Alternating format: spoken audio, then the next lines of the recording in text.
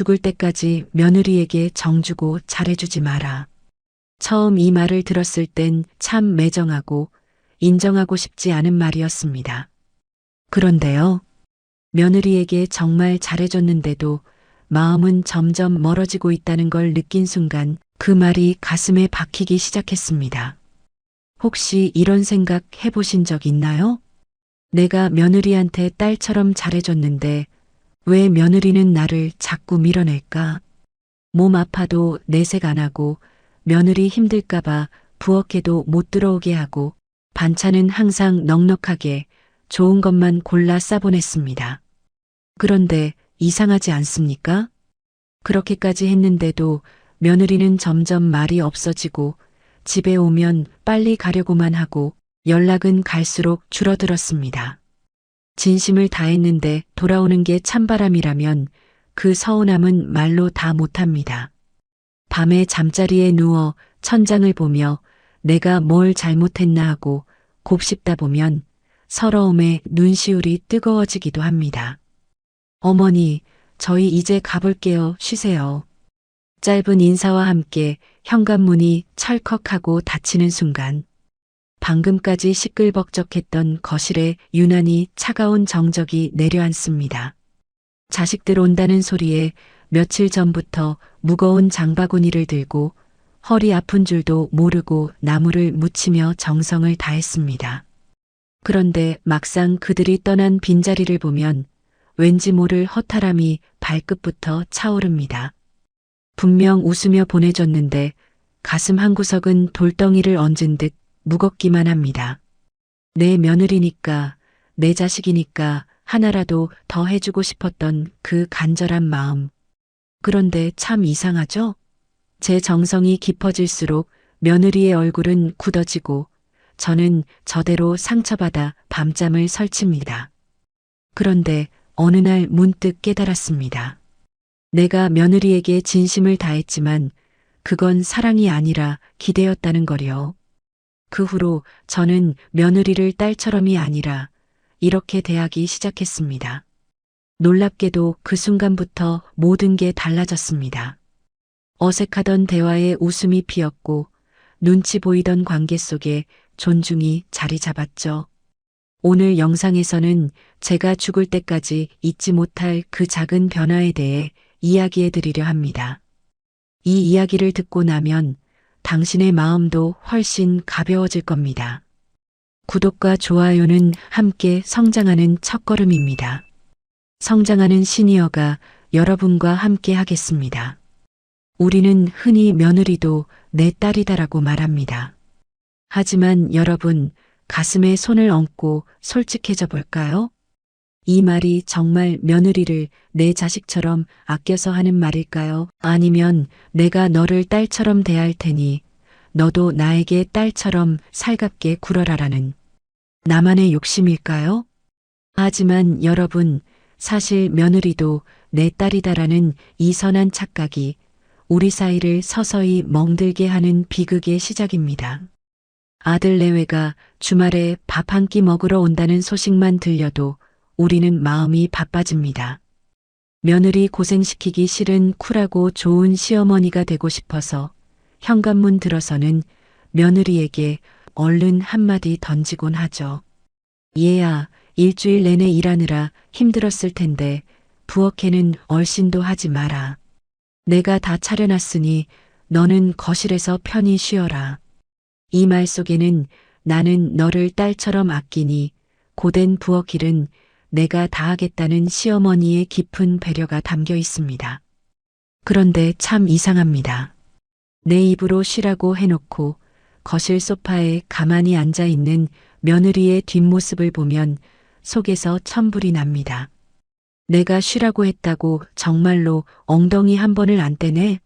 예의상 한 번은 들어와서 돕는 신용이라도 해야 하는 것 아닌가 하는 생각에 남을 묻히는 손에 잔뜩 힘이 들어갑니다. 급기야 요즘 애들은 참 버릇이 없구나. 괘씸하다는 마음까지 듭니다.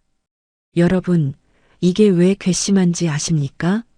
우리가 며느리를 진짜 딸로 생각하지 않기 때문입니다. 진짜 내 딸이 소파에서 쉬고 있으면 어이구, 우리 딸 피곤한가 보네 하고 안쓰럽거나 정보기 싫으면 와서 수저라도 놔야 되는 거 아니야? 하고 시원하게 소리라도 칩니다.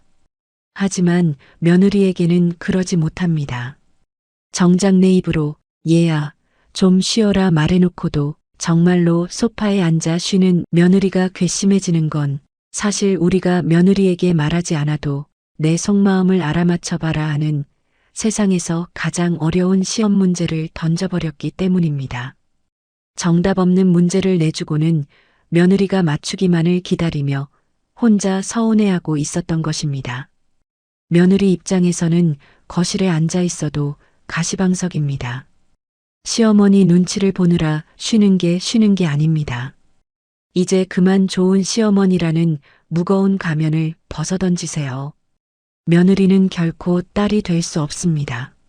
며느리를 딸이라 부르며 온 마음을 내주는 순간 돌아오지 않는 진심은 결국 서글픈 원망이 되어 우리를 서운함만 가득한 초라한 어른으로 만들 뿐입니다. 며느리를 거리감 있는 귀한 손님으로 딱 인정하세요. 손님에게는 내 마음을 알아달라 보챌 일도 없고 손님이 쉬는 것을 보고 괘씸해할 이유도 없습니다.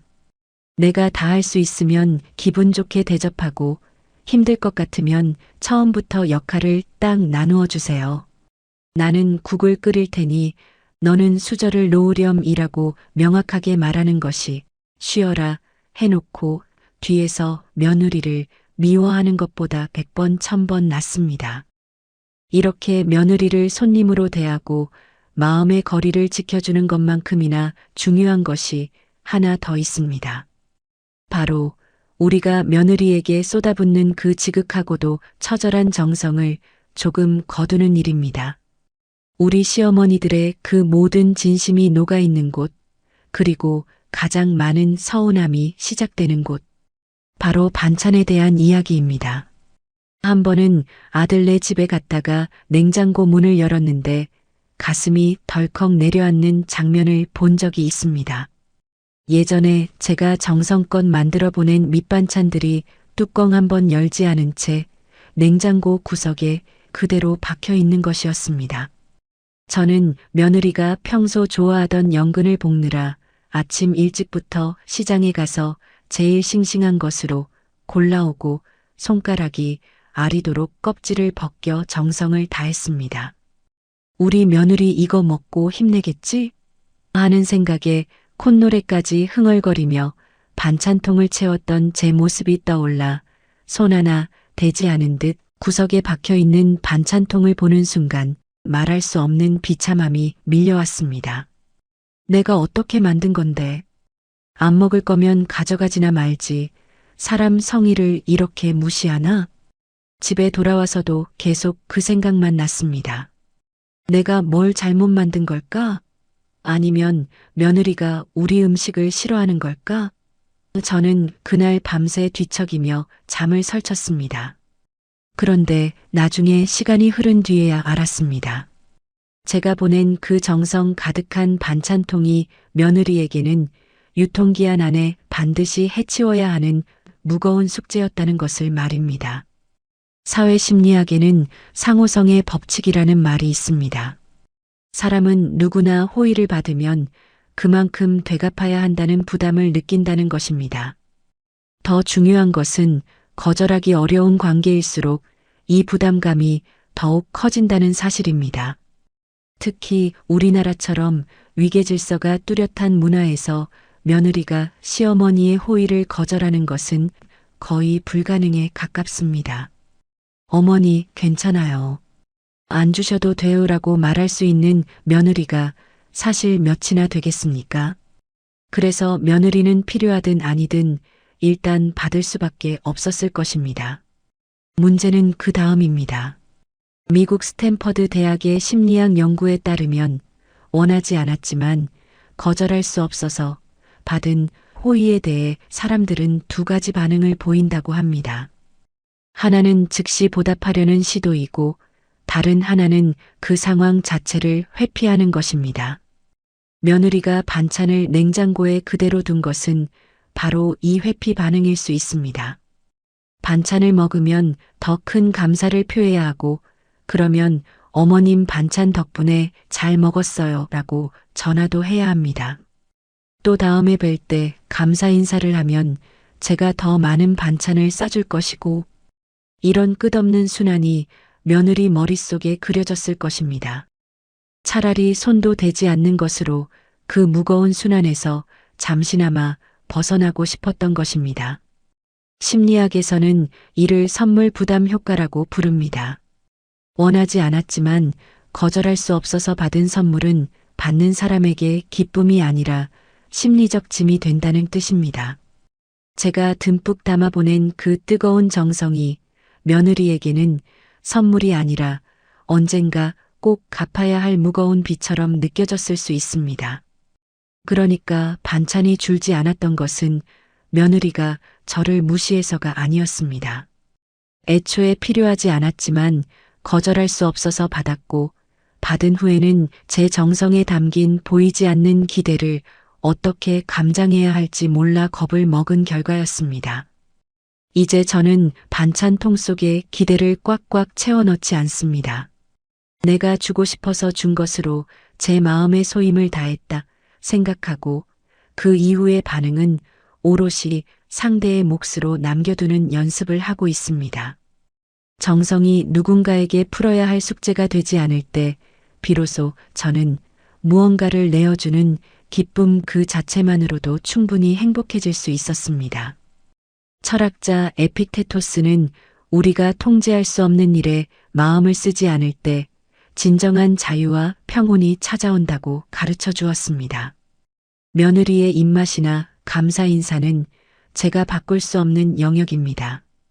결국 제가 깨달은 진실은 이것입니다. 며느리가 반찬을 먹지 않는 것에 서운해할 게 아니라 애초에 며느리가 원하지 않는 정성을 쏟지 않는 것이 진짜 지혜라는 사실입니다. 내가 이만큼 고생했으니 알아달라는 마음은 순수한 사랑이라기보다 사실 상대에게 보답을 바라는 제 욕심이었을지도 모릅니다. 며느리가 필요하다고 먼저 말하지 않는 이상 저는 이제 주방에서 진땀을 빼지 않기로 했습니다. 안 해주는 것이 며느리에게는 마음의 짐을 덜어주는 진정한 배려가 되고 저에게는 상처받지 않을 평화를 지키는 일이기 때문입니다. 그래서 이제 저는 정성껏 만든 반찬을 보며 홀로 섭섭해하지 않습니다. 대신 그 손으로 제 어깨를 토닥여주며 이렇게 말해줍니다. 영수가 오늘도 참 고생 많았다. 이 귀한 반찬은 누구 주려고 애쓰지 말고 내가 맛있게 먹고 내 몸부터 챙겨야겠다. 이렇게 안 해줄 용기를 내고 나니 비로소 제 마음에는 단단한 평화가 찾아왔습니다. 억지로 베풀던 손길을 거두고 나니 신기하게도 며느리를 바라보는 제 눈빛도 훨씬 편안해졌습니다. 이런 장면도 떠오릅니다. 제 집 주방인데도 며느리가 들어와 서툴게 칼질을 하는 걸 보면 입안이 근질근질하고 나도 모르게 한마디가 목구멍까지 차올랐습니다. 저는 며느리가 설거지통에 그릇을 차곡차곡 쌓아두지 않는 것이 영 마땅치 않았습니다. 그럴 때면 저도 모르게 곁눈질을 하며 마른 행주를 만지작거렸습니다. 답답한 마음에 결국 행주를 뺏어들며 내가 할 테니 너는 나가서 쉬어라라고 말하곤 했습니다. 그러면 며느리는 무안한 표정으로 거실로 나가버리고 결국 저 혼자 싱크대 앞에 서서 한숨을 내쉬게 되었습니다. 하지만 이제 저는 며느리를 귀한 손님으로 대하기로 했습니다. 손님이 제 주방에서 일을 도와주겠다고 할 때 우리는 사사건건 가르치거나 잔소리하지 않습니다. 조금 서툴더라도 도와줘서 고맙다고 말하며 그저 지켜볼 뿐입니다. 제가 며느리에게 정을 듬뿍 주고 내 방식대로 가르쳐 보려던 그 욕심을 툭 내려놓자 참 신기한 일이 생겼습니다. 그토록 거슬리던 며느리의 서툰 칼질이 그저 나를 도와주려는 손님의 정성으로 편안하게 받아들여지기 시작한 것입니다. 며느리가 차려준 밥상이 제 마음에 쏙 들지 않으면 좀 어떻습니까? 그저 귀한 손님이 차려준 고마운 대접이라 생각하니 사사건건 지적하고 싶던 마음도 내심 기대했다, 서운해하던 마음도 눈 녹듯 사라졌습니다. 철학자 키케로는 노년의 가장 큰 자산은 마음의 여유라고 말하며 사소한 일에 매달리지 않는 태도가 삶을 품격 있게 만든다고 강조했습니다. 이제 저는 그 완벽함의 굴레를 조용히 벗어 던졌습니다. 내 주방에서 돕겠다고 나선 며느리에게 내 방식을 고집하며 사사건건 간섭하던 습관을 멈추고 나니 제 오후는 비로소 누구에게도 침해받지 않는 우아한 자유를 되찾았습니다. 억지로 가까워지려 애쓰며 주방을 지휘하느라 진땀을 빼는 대신 한 걸음 물러나 어른의 침묵을 지키기로 했습니다. 제가 며느리에게 쏟았던 정성을 거두고 정중한 예의를 선택했을 때 제 노년은 비로소 단단한 평화를 찾게 되었습니다. 하지만 제 마음속에는 여전히 끊어내지 못한 마지막 미련의 끈이 하나 남아 있었습니다. 몸은 한 걸음 물러났지만 제 마음의 안테나는 여전히 자식들의 세상을 향해 팽팽하게 세워져 있었던 것입니다. 그 지독한 마음의 습관이 가장 적나라하게 드러나는 순간이 언제인지 아십니까? 여러분도 이런 적 있으실 겁니다. 온종일 거실 탁자 위에 놓인 휴대폰만 잡고 힐끔거리며 자식이나 며느리의 연락을 애타게 기다려본 적 말입니다. 화면이 반짝 켜질 때마다 가슴이 두근댔지만 광고 문자라는 걸 확인하고 나면 밀려오는 허탈감에 텔레비전 소리만 공연히 키우게 되는 그런 저녁이었습니다. 머리로는 다들 바쁘겠지 이해하면서도 연락 한 통 없는 게 서운해지면 내가 자식들을 어떻게 키웠는데 하는 옛날 기억까지 소환되어 마음이 자꾸만 어두워지곤 했습니다. 사람의 마음이란 참 묘해서 기쁨보다는 슬픔에 더 민감하고 채워진 것보다는 비어있는 자리에 더 집착하게끔 설계되어 있다고 합니다. 심리학에서는 이것을 부정성 편향이라고 부릅니다. 10번 잘해준 것보다 한 번 연락 없는 서운함이 제 머릿속에 더 깊게 박히는 이유였습니다. 저도 예전에는 아들과 며느리의 전화 벨소리만 기다리며 하루를 보냈습니다. 하지만 이제는 전화기를 멀찌감치 치워두고 일부러 좋아하는 라디오를 크게 틀어놓습니다. 자식의 연락 횟수에 내 하루의 기분을 몽땅 맡겨버리는 순간 내 행복의 열쇠를 남의 손에 쥐어준 것과 다름없다는 것을 깨달았기 때문입니다. 이제는 그 기다림의 시선을 거두어 오롯이 제 자신에게로 돌렸습니다. 연락이 없는 것은 그들이 자기 삶을 탈없이 잘 꾸려가고 있다는 가장 평화로운 소식일 뿐입니다. 누구의 소식도 들리지 않는 그 고요한 시간을 나를 위한 따뜻한 차 한 잔으로 채우고 내가 평소 보고 싶었던 책을 한 줄 더 읽으며 홀로 서는 연습을 하고 있습니다. 자식의 안부가 내 행복의 전부가 되지 않을 때 비로소 저는 어떤 상황에서도 흔들리지 않는 단단한 노년을 가질 수 있게 되었습니다. 철학자 에픽테토스는 우리가 마음대로 할 수 있는 것과 할 수 없는 것을 구분하는 것이 지혜의 시작이라 말했습니다. 타인의 행동은 결코 제가 바꿀 수 없는 영역입니다. 자식과 며느리의 연락을 기다리는 고통에서 벗어나는 유일한 길은 그 기다림의 자리에 제가 진짜 좋아하던 취미나 소소한 즐거움을 채워 넣는 것이었습니다. 내 삶이 풍요롭고 즐거우면 자식의 연락은 그저 덤으로 찾아오는 기쁨이 되고 연락이 없어도 내 하루는 여전히 아름답게 흘러갑니다. 남에게 기대어 서 있는 나무는 그 버팀목이 사라지면 쓰러지지만 스스로 뿌리를 깊게 내린 나무는 어떤 바람이 불어도 꼿꼿하게 자리를 지키는 법입니다.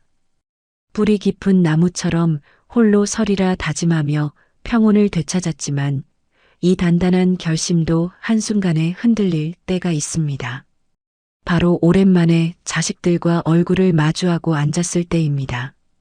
분명 마음의 거리를 두자고 약속했는데 눈앞에 자식이 보이면 나도 모르게 부모라는 옛 습관이 불쑥 고개를 들곤 합니다. 식구들이 모인 오붓한 자리에서 무심코 이런 질문 던진 적 없으신가요? 너희 적금은 얼마나 부었니? 둘째 소식은 언제쯤 들려줄 거니? 그저 잘 살고 있는지 궁금해서 던진 말이었지만 며느리의 얼굴은 순식간에 어두워졌고 결국 젓가락질을 멈춰버렸습니다. 식탁 위로 무거운 정적이 흐르고 나면 제가 무슨 큰 잘못이라도 했나 싶어 입안의 밥이 모래알처럼 껄끄러워집니다. 우리에겐 다정한 관심이지만 며느리에겐 넘지 말아야 할 선을 넘는 신문처럼 들릴 때가 많습니다. 사실 질문이라는 건 상대의 삶에 문을 열고 들어가는 행위입니다. 그런데 그 문을 예고도 없이 갑자기 벌컥 열어버리니 상대가 당황하고 뒷걸음질 치는 건 어찌 보면 당연한 일입니다. 심리학에서는 윗사람이 던지는 질문이 조언보다는 심리적 압박으로 느껴진다고 합니다. 저는 며느리를 내 딸처럼 편하게 여겨서 물어본 것이지만 며느리에게 그 질문은 자신의 사생활을 지켜내야 하는 피곤한 숙제가 되었던 것입니다. 그래서 이제 저는 궁금함을 억누르는 연습을 합니다. 묻지 않는 행위는 무관심이 아닙니다. 상대가 자기 삶의 주인임을 인정해주는 가장 품격 있는 존중의 표현입니다. 쇼펜하우어는 타인의 고독과 경계를 존중할 때 비로소 노년의 삶도 타인에게 고귀하게 비춰진다고 말했습니다. 며느리에게 정을 주고 간섭하려는 욕심을 내려놓고 정중한 예의를 갖추는 순간 시어머니라는 권위는 침묵 속에서 더 단단하게 세워집니다. 이제 저는 답답한 궁금증을 내려놓고 며느리가 먼저 입을 열 때까지 그 침묵의 시간을 따뜻하게 견뎌내고 있습니다. 침묵이 길어질수록 며느리는 저를 불편한 시어머니가 아니라 언제든 기댈 수 있는 편안한 어른으로 기억할 것입니다. 억지로 답을 구하려 애쓰지 않아도 시간이 흐르면 자연스럽게 알게 될 일들이라는 것을 이제는 믿습니다. 말하고 싶은 욕구보다 들어주고 싶은 인내심이 앞설 때 비로소 고부 사이에는 보이지 않는 신뢰의 다리가 놓입니다. 질문을 줄인 자리에 따뜻한 눈길을 채워주니 저의 배려가 며느리의 마음속에 깊은 울림으로 남고 있습니다. 손님을 대하듯 정중하게 침묵을 지키는 것, 이것이 제가 며느리에게 줄 수 있는 가장 깊고 성숙한 사랑입니다. 하지만 우리가 꼭 기억해야 할 현실이 하나 있습니다. 어른으로서 침묵하며 거리를 두는 여유도 사실은 내 노후를 스스로 책임질 수 있는 경제적 자립이 뒷받침될 때 비로소 흔들리지 않고 지켜지는 법입니다. 주변에서 마음 아픈 이야기를 참 많이 듣습니다. 아들이 사업을 시작하거나 집을 넓힌다고 할 때 우리는 평생 앞만 보고 달려오며 모은 전 재산을 아낌없이 내어주곤 합니다. 저 역시 한때는 내가 지금 다 주면 나중에 며느리와 아들이 내 노후를 책임져 주겠지 하는 믿음이 있었습니다. 하지만 재산이 제 손을 떠나는 순간 그 믿음은 차가운 현실로 돌아왔습니다.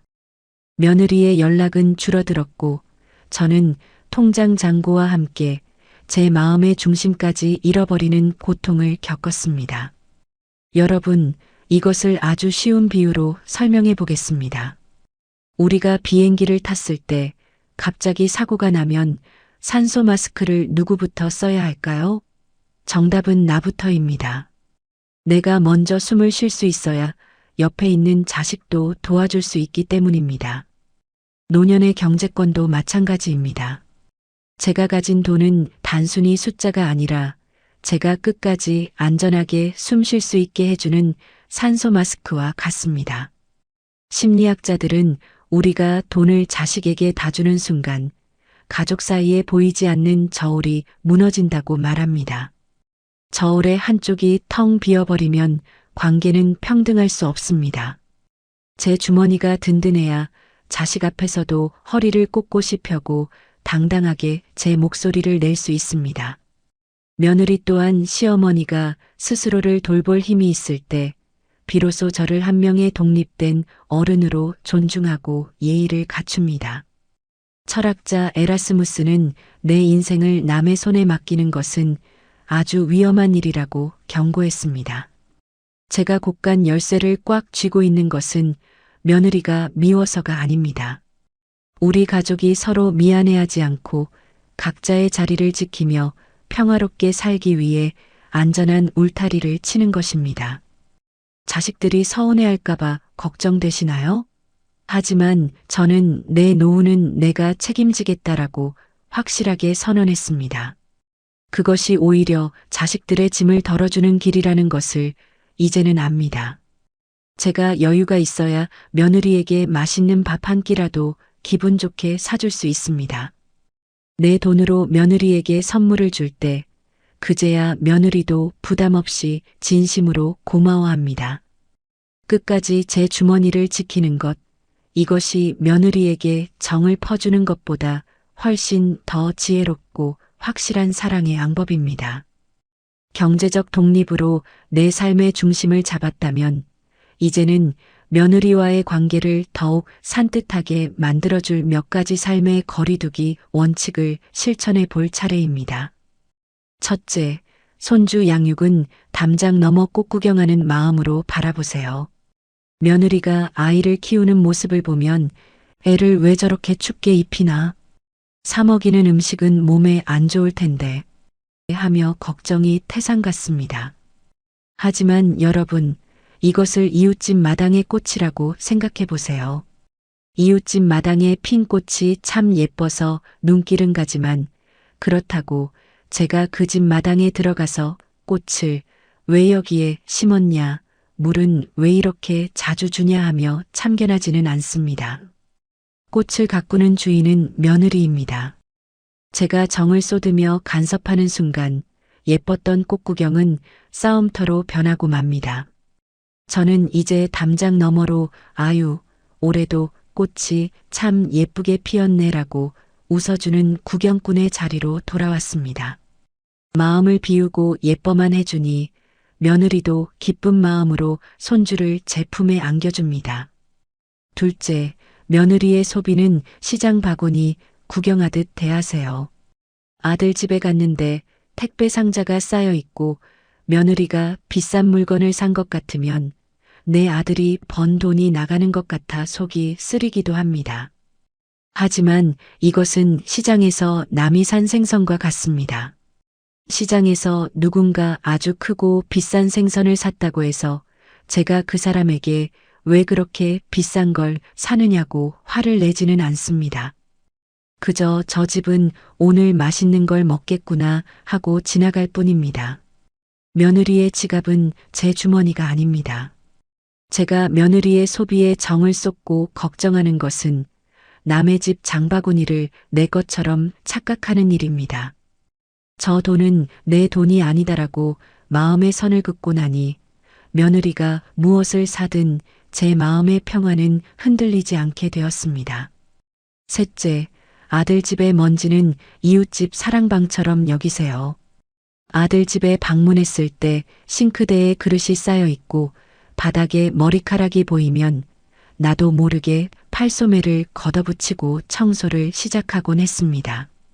하지만 여러분, 우리가 친구 집에 놀러 가서 거실에 먼지가 좀 있다고 걸레를 뺏어 들고 청소를 해주지는 않습니다. 그것은 손님으로서 큰 신뢰이기 때문입니다. 며느리의 집도 마찬가지입니다. 저는 이제 아들 집을 방문할 때 이웃집 사랑방에 마시러 온 손님의 마음을 갖습니다. 제 집이 아니니 어질러져 있어도 제가 치울 이유가 없습니다. 그저 차려준 차 한 잔 고맙게 마시고 웃으며 인사하고 일어납니다.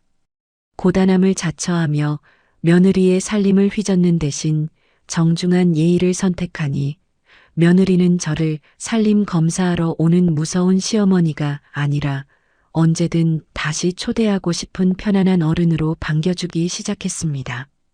며느리에게 존경받는 어른이 되는 법을 깨달았다면 이제는 가족들이 떠난 빈자리에서 찾아오는 나만의 시간을 온전히 끌어안을 준비를 해야 합니다. 가족들이 태풍처럼 한 차례 휩쓸고 지나간 뒤 시끌벅적하던 거실에 홀로 앉아 식어버린 찻잔을 만지작거리는 순간이 있습니다. 저는 예전에 아이들이 남기고 간 흔적들을 보며 마음 한구석에서 올라오는 서늘한 정적을 느끼곤 했습니다. 그 북적거림이 제 인생의 전부라 믿으며 평생을 살았는데 막상 혼자가 되니 제가 누구인지조차 낯설게 느껴졌기 때문입니다. 예전에 저는 혼자 있는 시간을 버려진 시간이나 외로운 시간이라고 생각했습니다. 하지만 이제는 압니다. 며느리와 자식들에게 쏟았던 그 뜨거운 에너지를 이제는 제 내면을 돌보는 데 써야 할 때라는 사실을 말입니다. 철학자 몽테뉴는 사람에게는 누구나 자기만의 뒷방이 있어야 한다라고 말했습니다. 그곳에서는 오롯이 자기 자신과만 대화해야 한다는 뜻입니다.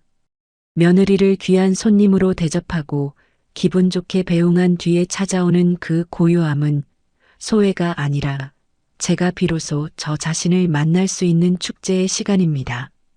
누구의 눈치도 보지 않고 제가 좋아하는 차를 마시고 듣고 싶은 음악을 크게 틀며 가만히 숨 쉬는 그 순간이 노년의 가장 큰 행복이자 품격입니다. 혼자 있는 시간의 평온함을 즐길 줄 아는 사람만이 타인과 함께할 때도 비굴하지 않고 당당할 수 있습니다.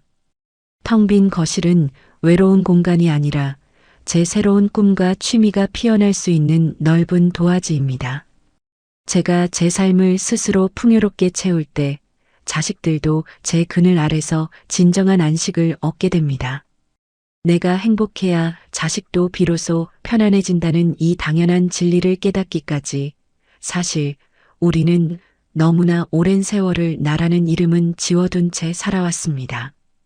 평생을 가족이라는 울타리를 지키기 위해 내 마음은 늘 뒷전으로 밀어두고 살아왔습니다. 누구보다 정이 많았기에 더 깊이 상처받았고 누구보다 잘해주고 싶었기에 그만큼 서운함도 컸습니다. 하지만 이제는 압니다. 며느리를 딸이 아닌 귀한 손님으로 대하고 한 걸음 물러나는 것은 결코 관계의 포기가 아니라는 것을요. 그것은 오히려 제 소중한 인생을 되찾고 서로의 숨통을 틔워주는 아주 위대하고 지혜로운 사랑의 기술입니다.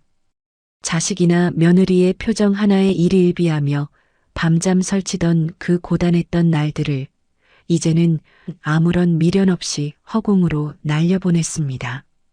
그들이 저를 대하는 태도가 결코 제 가치를 결정할 수 없습니다. 저는 그 존재 자체로 이미 충분히 고귀하고 훌륭한 사람입니다. 평생 가족들 먹이려 뜨거운 불 앞에서 국 한 사발 끓여내는 게 제 인생의 전부인 줄 알았습니다. 그런데 이제는 그 뜨거운 불 앞을 잠시 떠나 오로지 제 목을 축여줄 향긋한 차 한 잔의 온기를 더 소중히 여기며 살아가고 있습니다. 제가 먼저 제 마음을 채우고 행복해지니 자식들도 제 서운함을 눈치 보지 않고 그 넉넉한 그늘 아래서 비로소 마음 편히 쉬어갑니다. 어쩌면 저는 너무 오랫동안 누군가의 어머니로만 살아서 정작 나라는 사람의 이름을 까맣게 잊고 지냈던 것 같습니다.